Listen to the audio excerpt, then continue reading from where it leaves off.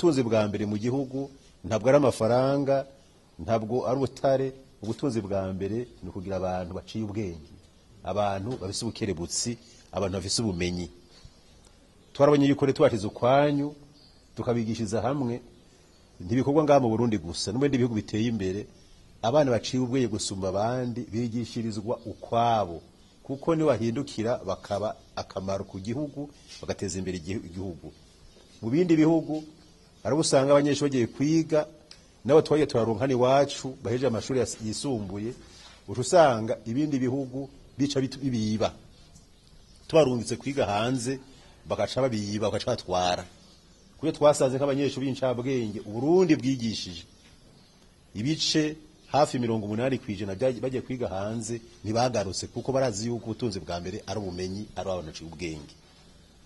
Leta rero turongoye, iyi ni intango, twashaka kubwira yuko intango iragoye, mugavyo twiyemeje tuzoshamwo uburyo bwose, ibyo byose mwatubwiye buke buke, ku buryo abana baciye ubwenge gusumba abandi tuzobakurikirana gusumba abandi bose mu yandi mashuri.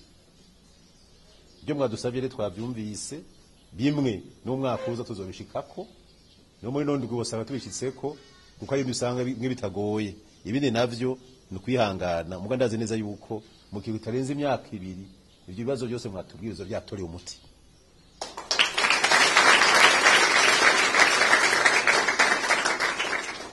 Namwe rero ko mwaje muzoce mwiga muzi neza yuko akigoro leta ibakorera. Tuvuze leta nibajya bene igihugu bose, na jewe ndimwo.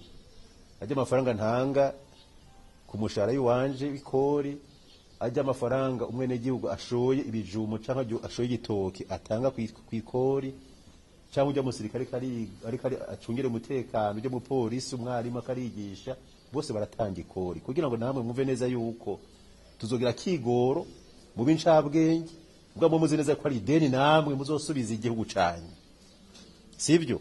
Kugira ngo mwige ntimutakaze umwanya na mutonya, mube incabwenge, ni mwege byoca mutora ibibazo igihugu zokibura mu myaka iri imbere, kuko imbere bisa abantu baciye ubwenge bwinshi, abantu bafise ubumenyi bwinshi.